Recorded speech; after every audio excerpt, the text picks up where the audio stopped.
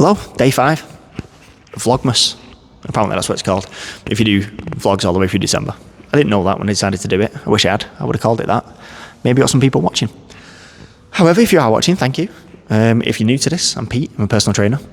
I'm an online fitness coach. And I've got a decade of experience of coaching. And that's what I'm going to talk about a little bit today. So obviously I've shown in the last few days a little bit about me, what I do, a little history of me, some of my training, my swimming coaching. And it kind of touch on what I do most of the time. So most of my time I spent here, Hale Training Club, Chadderton. Great gym, great facility, and I'm one of the coaches here. I work with people of all walks of life.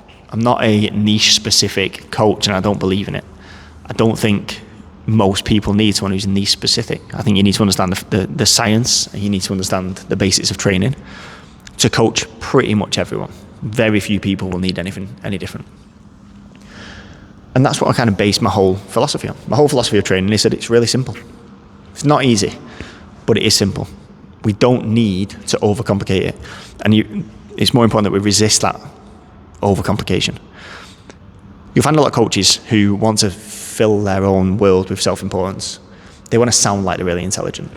So they'll come up with obscure terminology, bizarre movement patterns, certain, prerequisites. You have to do this, you have to do that. And they'll set definites within training. And what that is a lack of knowledge.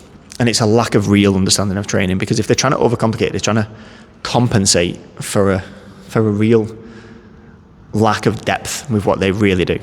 So if you can't get people to adhere to a very simple workout program, be consistent with it, push it on and get the results, you have to try and overcomplicate it, because then they've got the fear of missing something. However, if you can repeatedly put people on very simple training programs, very simple procedures and protocols for nutrition, very simple sort of belief systems, and they repeatedly get results at all ends of fitness, then there's something there and you don't need to overcomplicate it. And that's kind of what I built everything on. I came into this having already a lot of training experience, so I had faith in what I did. It's obviously improved as I've worked with thousands of people over a decade, but now I'm pretty certain that what I do is right. And I'm pretty certain what a lot of people do is wrong. I have got crazy results. I'll post a couple here. You've got, Lewis's body transformation. I think we're down over 8 stone. We've got Wendy, who I've worked with. I'll post a little picture here. I'm going to be doing some editing on this one. Who, again, has lost a huge amount of weight, but slightly different things, because we had a lot of back pain when we first started working with Wendy. Blood pressure issues, now gone. We've got rid of all that, as well as the weight loss. We've got Blake, who's a little High Rocks flag, who has gone from reasonable athlete to very, very good athlete, who's going to be competing at the top end and competing in the High Rocks World Championships this year. And we've got lots of others. There's tons and tons of evidence that a simple way works. I'm going to break it down. Nutrition. Your body will react to what you do to it. What you put in will dictate what your body does. If you are consuming more calories than you're burning, you're going to store body fat. If you are burning more calories than you're consuming, you're going to lose body fat. Body fat is an energy store kept in our body. So through evolutionary terms, all that did was keep us alive when we had a famine. We had less food available.